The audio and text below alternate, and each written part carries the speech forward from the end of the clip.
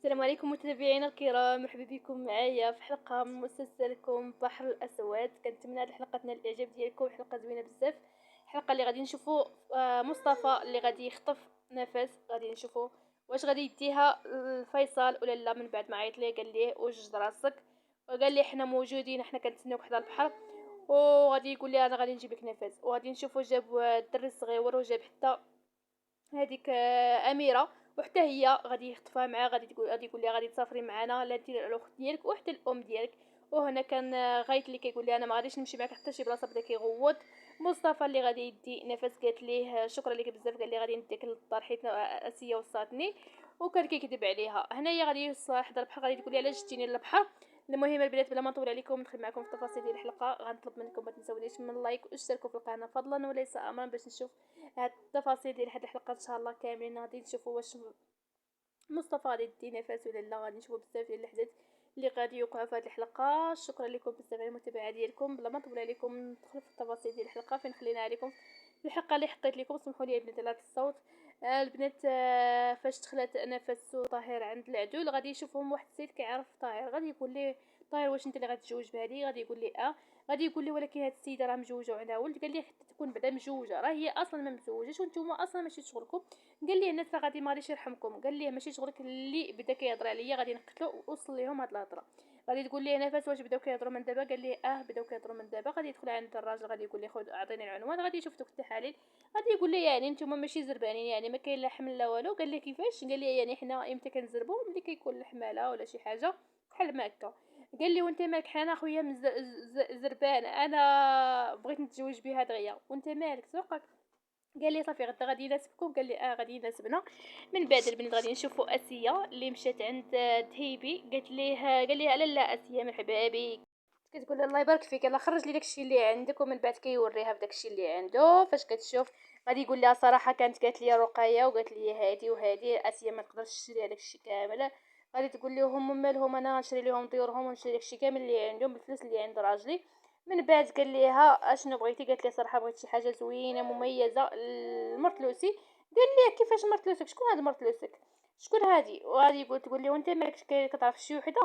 غادي يقول لها لا. قالت له علاش كتدخل في سوق السوق زعما اللي ماشي ديالك؟ انا باغا نهضروا صافي. ومن بعد غادي يخرج لها داكشي كامل حتى حاجه ما غتعجبهاش. من بعد ما غادي يعطيها واحد شي دباج، غادي تقول لي هذا غادي يناسب ليا لوسي، خرجوا ليا. غادي يعطي لها، قالت لي والله الا هذا غادي تبغي لوسي بزاف.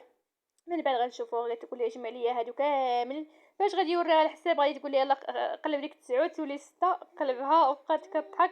قالت لي على ليا ديك الماكينه، عطاها لي وبدات كتحسب راسها. قال ليها شنو هادشي كديري اسي؟ هادشي كاع ما شريتو بيه. قالت لي انا مالي. مصطفى اللي كان كيهضر قال ليه واحد ما غاديش نبقى نجي ناخذ من عندك الرمله. قال ليه لا يجيب لي امك. المهم بدا كيغوت. غادي يشوف الدراري اللي كانوا كيشوفوا فيه، قال له خويا غادي يكون خير ان شاء الله. غادي يخرجوا على برا. اتصل بهم اسيه قالت ليهم شوفوا خاصكم ديروا كيما كديروا ديما. قالوا لها صافي فهمنا. هادشي وقيله خديتي تاني شي حاجه؟ قالت لي صافي ساليت لي الكارت ديالو، خاصكم ديروا شي حل ليا. قالوا لي كون هاني حنا غادي نديروا. قال لي خويا خاصنا نديروا داكشي كنديروا ديما باش نعصبوا خونا. غادي يدخلوا عنده، غادي يوقف مرادو وفاتح. غادي يقول لي اشنو كاين؟ غادي يقول لي خويا المسامحه انا اليوم غادي نموت. قال لي صافي واخا غادي عافاك اللي يجي عندي القبر طلب لي المغفره. ومن بعد غادي يقول لهم اشنو كاين؟ علاش كتهضروا بحال هكا؟ قال لي خويا غنقول لك واحد الحاجه، انا مقابل انا دابا قررت باش نتزوج بسحر. قال لي شكون سحر؟ سحر ما غيرها. قال لي سحر بنت خالي جمال. قال لي كيفاش؟ وغادي يبدا يضرب فيه. قال لي واش انت تسطيتي؟ المهم تعصب بزاف مصطفى. فاش كان بغى يضربو بواحد البونيه قال لي صافي خويا ما تضربنيش، راه غير كنضحك معاك، راه ماشي بصح، راه مستحيل نتزوج انا بهذيك الحقيره.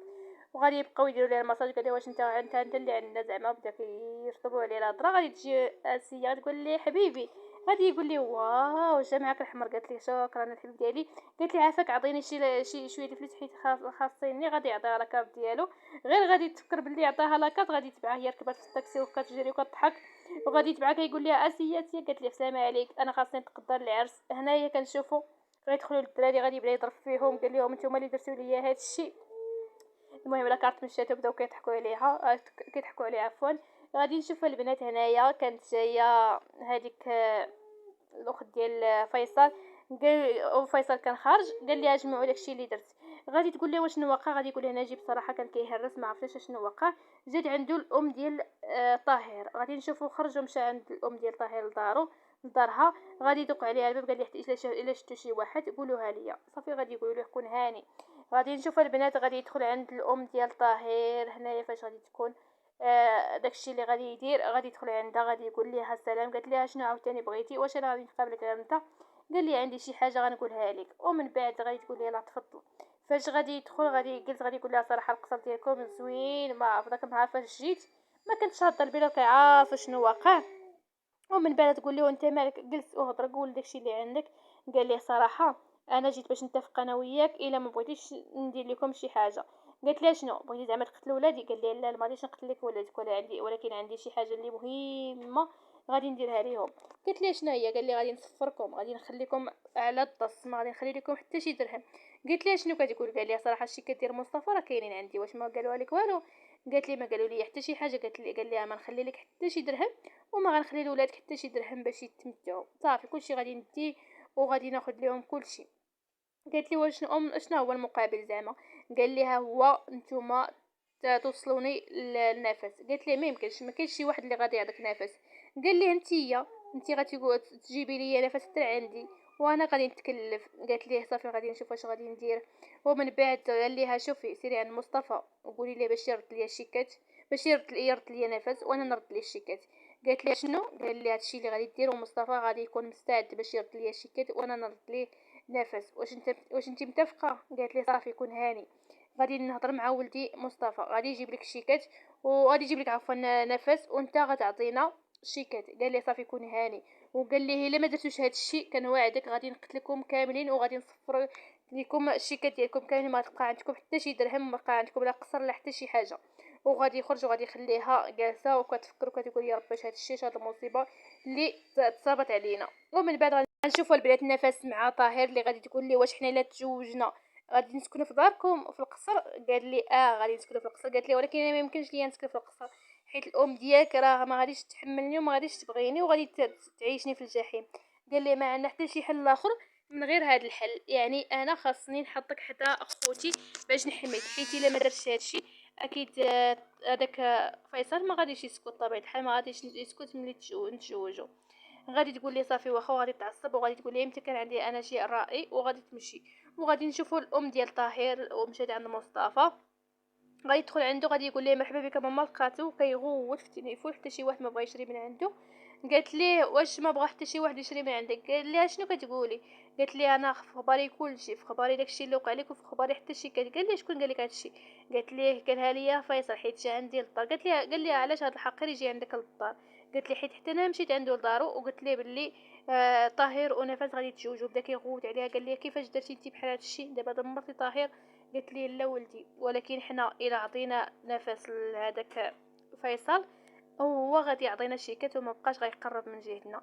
قال لي الله يا ماما علاش درتي بحال ما هكا؟ واش انا واحد المره غدرت خويا واش عاوتاني غادي نهضر خويا؟ قالت لي ما عندنا حتى شي حل اخر. قال لي والله الا بصح ما بقى عندنا حتى حل اخر. ومن بعد غادي نشوفوا هذاك فيصل دخل للدار قال لختو يلا جميع حويجاتكم غادي نسافروا. قالت لي شنو كتقول؟ قال لي غنمشيو من هنا. قالت لي هو نفس؟ قال لي صافي نفس غادي تمشي معنا حتى هي. قالت لي كيفاش زعما؟ قال لي راه مصطفى غادي يجيبها لينا. قالت لي واش بصح عاوتاني مصطفى غيديرها؟ قالت لي هاي لا مصطفى غادي يديرها لا قبل شي كات. قالت لي والله الا نسيت هاد زعما هادشي. قالت لي مبروك عليك دابا غنمشي نجمع حويجاتنا وغادي نمشيو. وهنا كنشوفوا البنات كتفكر فاش قال الطاهر باللي ما غاديش تقتلني حيت انايا عايش على قبل هادشي. ومن بعد غادي تقول لي واش انت مسطي راه غادي يقتلك طاهر؟ قال لي مستحيل، طاهر ما قتلنيش المره الاولى ما غاديش يقتلني دابا حيت عندي شي حاجه اللي غتخلي نفس تكون معايا وتهرب معايا ملي غادي نقول لها واحد السر اللي مهم بزاف. من بعد البنات كنشوفو غيدخل عند ولده غادي يقول لي ولدي اليوم غادي نسافروا. قال لي شنو كتقول؟ انا مستحيل نسافر معك حتى شي بلاصه حيت ماما مستحيل تسافر معك. قال لي لا ماما كتجي عندنا وغادي تسافر معنا. قال لي ماما مستحيل تجي، مستحيل تخلي عمي طاهر، حتى عمي طاهر ما غاديش يخليها. قال لي شوف انا قلت لك غادي نسافروا غادي نسافروا، مابقاش جبد لي عمك طاهر. يلا هضر. صافي بدا كيغوت على الولد الصغير ولا البنات، بدا كيغوت عليه. الولد غادي يمشي غادي يهرب حيت الصراحه كان خايف منه بزاف، غادي يمشي ينعس وبدا كيبكي. هنا كنشوفوا شاد راسو هذاك الحقير ديال فيصل حيت ما كانش بغى ولده يقول ليه هكاك، حيت ولده ما قادرش يتفارق مع طاهر. المهم البنات من بعد طاهر من بعد ما وصل للقصر غادي يدوق، غادي تحلي اسيا تقول لها منظر اخويا خديتي الموعد ولا مازال؟ قال لها بلاتي بعدا ندخل اختي. وغادي نشوفو دخل لداخل وهي كتضحك قالت لي يلا خويا قول لي، ولكن بلاتي اخويا عافاك ما تقولش لينا واش خديتي الموعد ولا لا، حتى نعطي لمرت العكوستي واحد الفنيده ديال الطانسيون وتعطي هذيك الفنيده وغتمشي تقول لها مصطفى بغيتي الفنيده، غادي يغوت عليها غادي تقول لها صافي فهمت. وغادي تجلس غادي تقول لها منظر شنو درتي؟ قال لي خديت الموعد غدا ان شاء الله، وغادي يجي عنده مراد غادي يقول لها تبارك الله على العريس ديالنا كبر وغادي يتزوج غادي يجيب لينا العروسه وفرحانين وكيضحكوا ناشطين. غادي يقول لي خويا مصطفى يلا قول لي دابا واش موافق باش نتزوج غدا؟ قال لي اخويا صافي ما بقى غنقول والو الله يوفقك. وغادي يسول ماما غادي تقول لي الهضره اللي عندي راه قلتها لك البارح، ولكن الا بغيتي صافي الله يوفقكم. قال لي شكرا الله يخليك لينا. غادي تقول لي اسي غادي يقول لها وانت تقول لها اسي وانا ما غتسولنيش، غادي يقول لي قالت لها فين غديروا العرس؟ غادي يمشي يخليها. وغادي نشوفوا الدراري اللي غادي يبداو يرقصوا، غادي يقول لهم مصطفى يلا جلسوا. وغادي نشوفوا طاهر دخل الغرفه ديال البنات.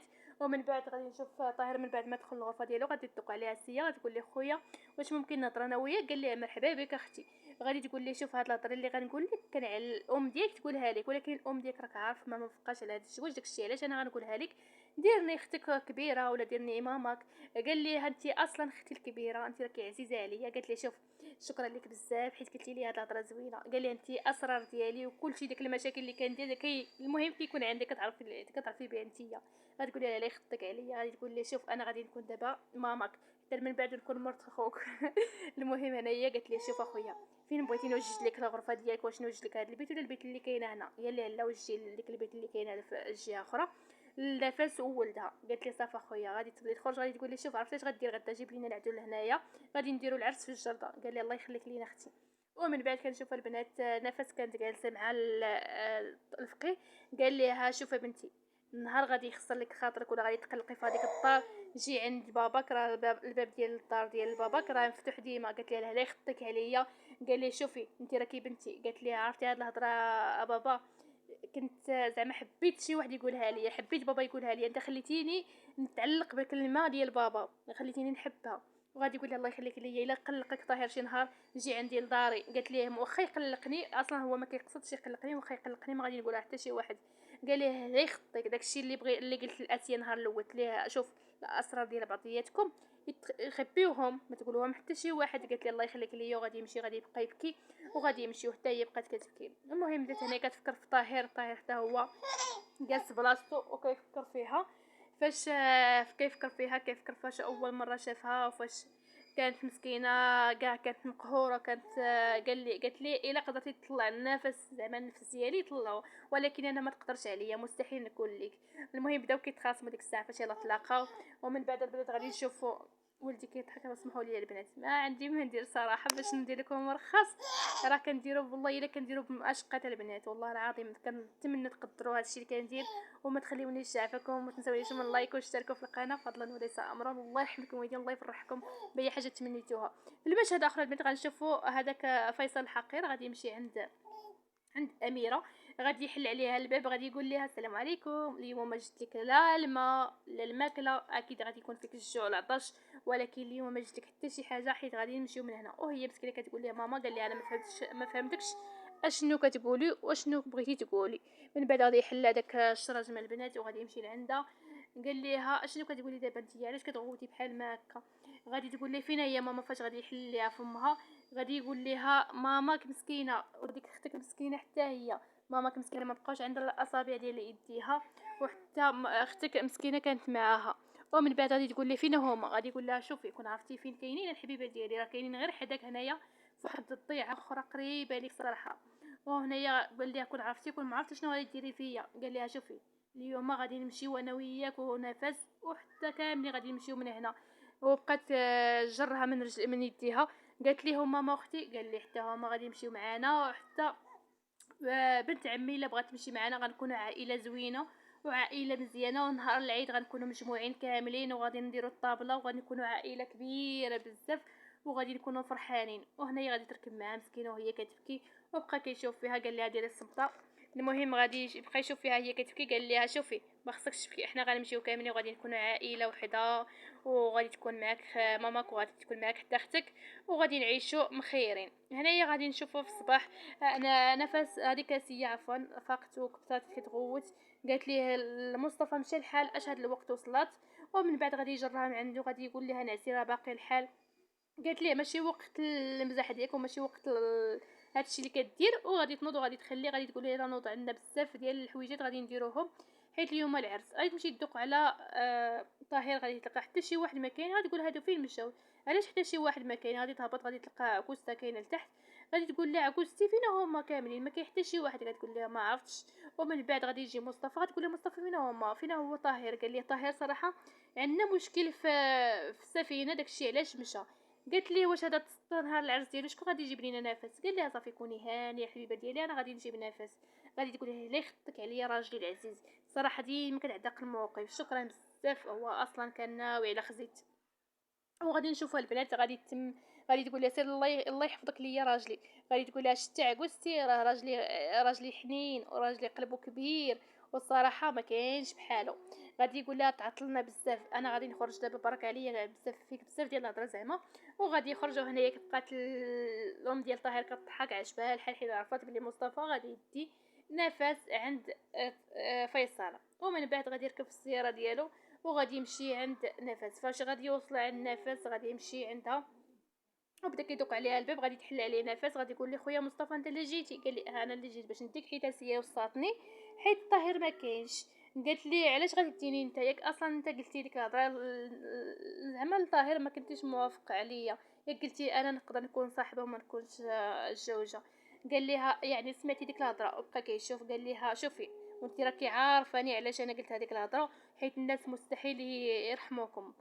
قالت ليه انا اصلا ما قابلاش باش نتزوج بخوك، قال لي انا عارف بلي انت ما قابلاش ولكن داك المسطره ما خلاكش، يعني انا عارف هادشي كامل. وقالت ليه الصراحه كنت بقات كتشوف، قال لي علاش كديري بحال مكا وعلاش كتشوفي بحال مكا، بقات كتفكر في الاب ديالها فاش كان خرجها من الدار وبدا كيجرجر فيها وبدا كيضرب فيها فاش كان داها لعند فيصل. قال لي علاش كتفكري بحال هكا، قالت ليه والو كنت كنتمنى الاب ديالي النهار الاول يخرجني من دار با يخرجني زعما ويديني راجلي طاهر يديني نيشان ويخرجني كعروسه وباللبسه ديال العروسه وانا لابسه البيض. وهنايا غادي تهبط وبدات كتبكي وهبطت ركبت في السياره، وهو حتى هو مسكين شاد راسو، واخا مصطفى ما كانش باغي داكشي شاد راسو وقال يا ربي تعطيني الصبر يا ربي تكون معايا على هادشي. ومن بعد غادي نشوفو ركبات نفس في السياره وسد السياره ومشى باش يطلع، ولكن غادي يهز التليفون ديالو غادي يعيط على فيصل، غادي يقول ليه واش انت موجود حيت انا غادي نجي لعندك. قال لي انا موجود، احنا كلشي هو هذاك، احنا غير كنتسناكم باش تجيو لعندنا. غادي يقول ليه صافي احنا غادي نجيو دابا واحد تقريبا ساعات المكانه ولا ساعه ونص ديال المكانه غادي نكون عندك تمايا. قال ليه فيصل صافي انا غادي نتسناك وحنا اصلا موجودين من قبيله وحنا كنتسناو كنتسنى فارغ الصبر، صافي خصك غير توصل عندنا. غادي يقول لي صافي كلشي مزيان راه مصطفى غادي يجيب نفس. قالت ليه بنت عمو مزيان اخويا. وغادي يمشي عند اميره كانت عنقات غيت، وغيت غادي يقول لها ماماك غادي تجي عندها، قال لها ما غاديش تجي ما غاديش يخلي عمي طاهر، غادي يقول لها غير كون هنا ولدي غادي تجي. وغادي هنايا اميره غادي تسولو غادي تقول لي فين هي اختي وماما، غادي يقول لي كوني هانيه في هذيك السفينه اللي قدامنا راه كاينين فيها. وهنا البنات غادي نشوفوا مصطفى كانت مع نفس. قالت ليه نفس فين غاديين دابا، شتك بدلتي الطريق ماشي الطريق ديال عندكم ديال الدار، علاش جيتيني لعند البحر زعما. قال لها غادي تعرفي كلشي. وهنا البنات وصلت معكم لنهايه الحلقه، كنتمنى تنال الاعجاب ديالكم، الى الحلقه الجايه ان شاء الله باش نعرفوا اشنو وقع فيها. وبسلامه عليكم وشكرا لكم بزاف على المتابعه ديالكم، والله يخطيكم والله يفرحكم يا ربي. خليتكم في امان الله.